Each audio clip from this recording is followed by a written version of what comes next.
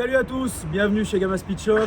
Au programme aujourd'hui, nouveau projet, une MX5 NC 2 litres de 2006. Très bel exemplaire de NC, 44 000 km en compteur. Le client nous l'a amené pour un petit projet de pose compresseur Stagin BBR, histoire de porter la puissance de 160 à 250 chevaux. L'idée derrière ça, c'est d'en faire un jouet du week-end encore plus fun que ce qu'il n'est aujourd'hui. C'est un exemplaire très propre, très sain. En termes de carrosserie, c'est absolument nickel. L'intérieur, c'est pareil. Quelques modifications ont été apportées avec parcimonie et avec goût. Tout d'abord, on a des jantes OZ Racing Ultra Leggera, à l'avant et à l'arrière en 18 et montées sur des pneus en 225 de large. Donc on commence à être déjà sur une taille assez sympa pour une NC, assez conséquente. Un jeu de paupières en carbone, histoire de souligner le regard de la NC qui est, je le rappelle, donc une phase 1, puisque c'est une 2006, les premières.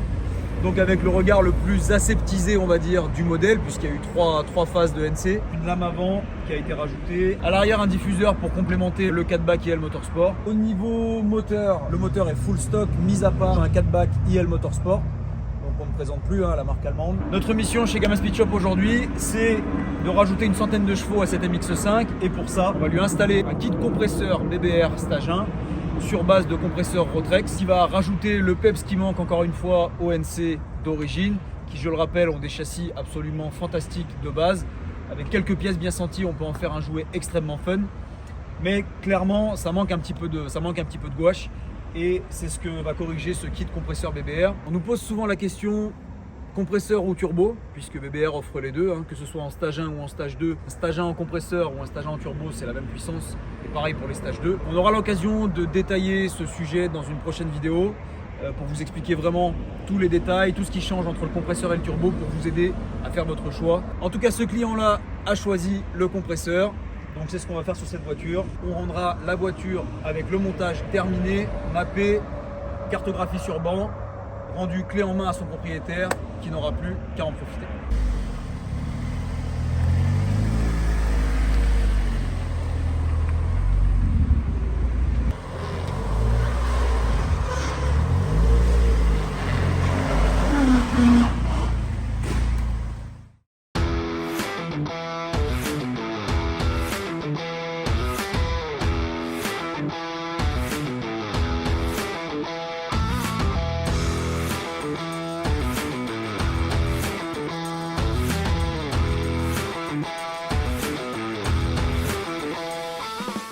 Voilà le kit compresseur Stagin de chez BBR. Donc on va passer en revue un petit peu les différents éléments du kit. Donc on a bien évidemment le compresseur Rotrex qui est le centre de ce kit. Donc il y a plusieurs gammes en fonction de la taille et en fonction de la puissance recherchée. Celui-ci est un C30.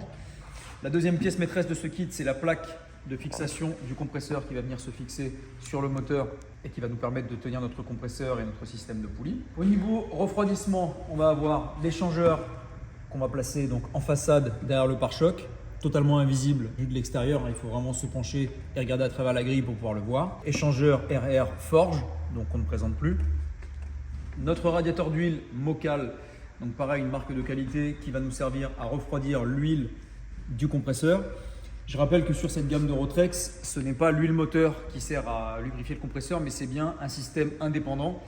Le compresseur ayant sa propre pompe à huile et son propre système de lubrification et de refroidissement, donc composé, comme je l'ai dit, du radiateur, mais aussi du bocal de remplissage d'huile. Toujours au niveau du circuit d'huile, donc tout un réseau de durite AN fourni dans le kit, un filtre à huile bien évidemment, fourni par Rotrex aussi, ainsi que l'huile préconisée par Rotrex. Pour l'entraînement de notre compresseur, on a une poulie de vilebrequin modifiée qui va venir à la place de la poulie d'origine.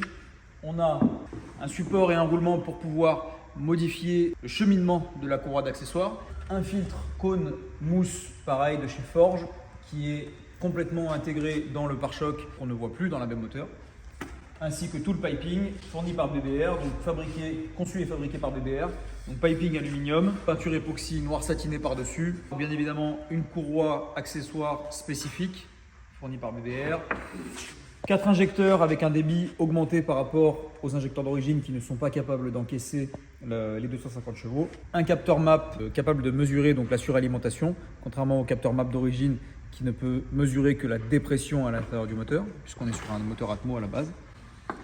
Et pour finir, une dump valve qui permet, donc comme sur n'importe quel prépa compresseur ou turbo, de préserver les ailettes de notre roue de compresseur lorsqu'on ferme le papillon.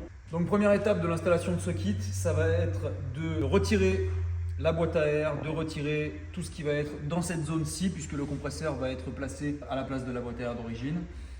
On va retirer notamment le pare-choc, on va vraiment retirer énormément de périphériques pour avoir accès à la fois donc à l'intérieur du pare-choc pour tout ce qui va être admission et échangeur frontal, mais aussi tous les périphériques tels que la batterie, l'alternateur, le galet tendeur, pour pouvoir donc changer la courroie. Au niveau échappement, BBR requiert la suppression du collecteur d'échappement d'origine, qui est une énorme restriction sur le 2 litres Duratec et le 1,8 litre sur NC. On ne l'a pas encore ici, on doit se le faire livrer dans quelques jours. On va supprimer ce collecteur d'échappement d'origine pour un collecteur inox tubulaire qui va permettre au moteur de pouvoir respirer correctement avec le nouveau compresseur. En plus de toutes les pièces qu'on a présentées jusque-là, BBR fournit un kit complet de durite d'eau avec un cheminement différent des durites d'origine pour pouvoir contourner le compresseur et donc s'adapter à la nouvelle configuration moteur.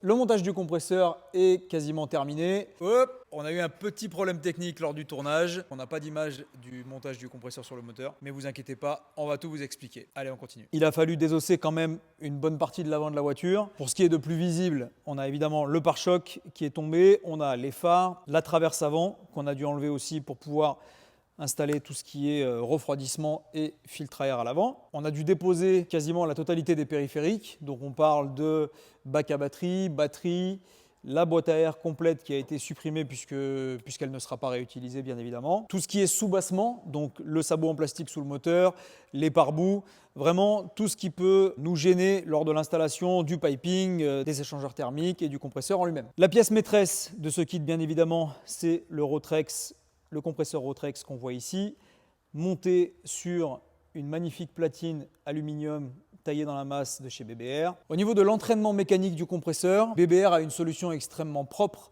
pour ce kit-là, qui est en fait de remplacer la poulie de pompe à eau qui à la base n'a qu'une seule piste pour n'accueillir qu'une seule courroie. Cette poulie a deux pistes, donc la première pour être entraînée par le moteur et la deuxième, cette fois, pour elle-même entraîner la courroie du compresseur, qui est donc une beaucoup plus petite courroie, qui va venir entraîner le compresseur ici.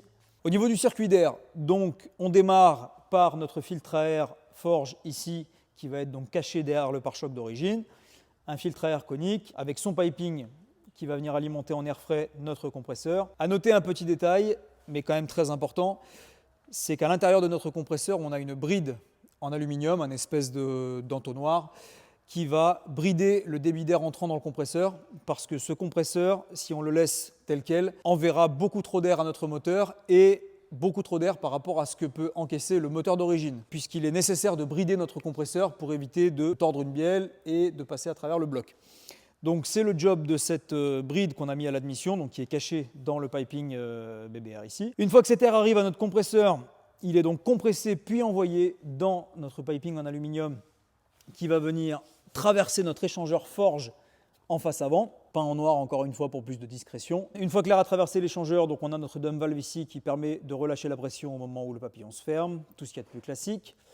Et ensuite notre piping qui remonte ici pour arriver au papillon d'origine. Vous noterez les petits détails très qualitatifs, comme le fait d'avoir une embase pour le débitmètre d'origine, puisqu'on garde le débitmètre pour informer le calculateur de la quantité d'air ingérée par le moteur à tout instant. Au niveau de la lubrification maintenant du compresseur, donc il faut savoir que le Rotrex, dans cette version, a son propre circuit de lubrification. Le compresseur, à l'intérieur même du boîtier, est équipé d'une pompe à huile, qu'on ne voit pas bien évidemment, puisqu'on reçoit l'unité déjà assemblée. Du coup, on se retrouve avec une entrée et une sortie d'huile, et donc tout un circuit d'huile. On peut démarrer déjà au niveau du réservoir d'huile ici, avec une huile spécifique fournie par Rotrex pour son compresseur. On a nos durites d'huile qui sortent du compresseur, qui vont venir jusqu'à l'avant de la baie moteur, pour deux raisons. Un, parce qu'on a un refroidisseur d'huile, donc ça permet de garder une huile à température convenable et donc d'augmenter la longévité du compresseur en lui-même, mais aussi de passer l'huile par un filtre ici, toujours dans le but de maximiser la fiabilité et la longévité du matériel. Dans certains kits compresseurs qu'on trouve sur le marché depuis quelques années maintenant, il faut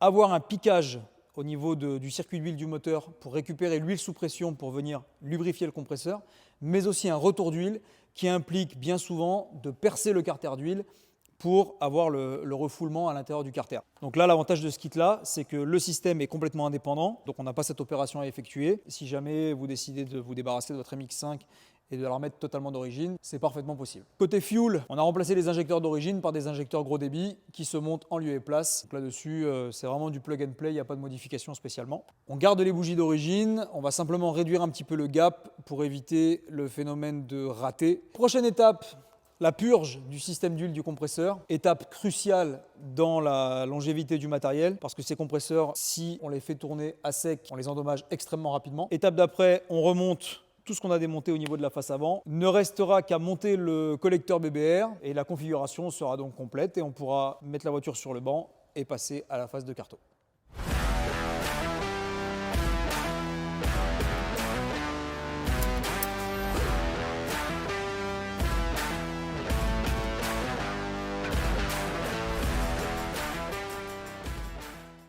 Donc là, la voiture est sanglée sur le banc. Je rappelle que le contrat, c'est 250 chevaux et plus de 300 Nm de couple au moteur. Ne reste plus que la phase de réglage du calculateur pour pouvoir tourner avec les nouveaux injecteurs qui sont plus gros, le capteur de pression à l'admission qui est différent aussi, puisqu'on passe de moteur Atmo à moteur compressé. Pour ça, on va utiliser le logiciel EQTech, qui est un logiciel qui nous permet de rentrer dans le calculateur d'origine et de reprogrammer le calculateur d'origine.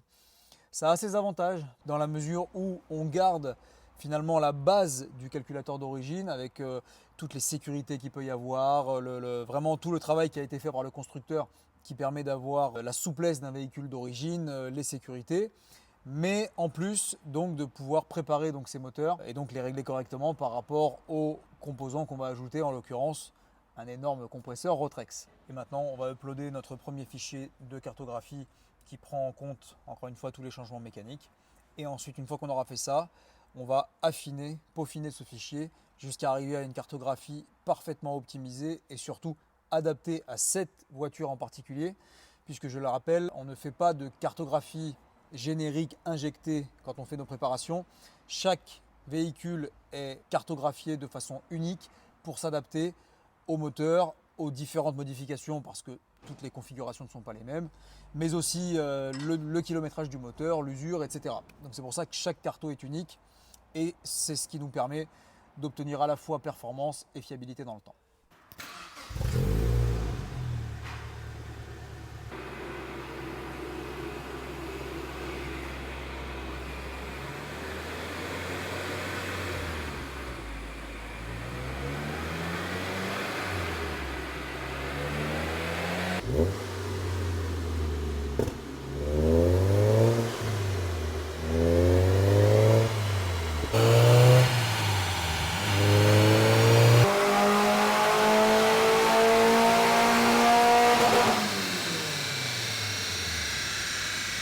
On vient de finir notre boulot sur la carto, le contrat est rempli, les chiffres aux roues, 224 chevaux, 268 newtons, ce qui correspond respectivement à 258 chevaux moteur et 308 newtons, avec une courbe de couple beaucoup plus remplie qu'à l'origine, donc avec un couple de 308 newtons. On a un couple de plus de 260 newtons au moteur disponible avant 3000 tours. Alors là, le shoot a commencé à 3000 parce que j'ai commencé un peu tard, mais c'est vraiment caractéristique du compresseur. C'est une courbe de couple pleine de partout. Un moteur très très agréable à rouler, que ce soit en conduite pépère, quand on a besoin d'un peu de gouache pour faire un dépassement ou simplement rouler sur le couple, rester à bas régime et accélérer quand on a besoin sans avoir à changer de rapport. C'est vraiment l'avantage du compresseur par rapport au turbo, qui lui va charger un petit peu plus tard, mais ça, on aura le temps d'en parler dans une autre vidéo. Bien évidemment, on a le volume d'air nécessaire pour avoir nos 250 chevaux à haut régime. Donc là, on rupte à 7300 sur cette préparation. On a une Pmax à 6700 tours. C'est vraiment un moteur qu'on peut quand même cravacher, qu'on peut quand même monter dans les tours.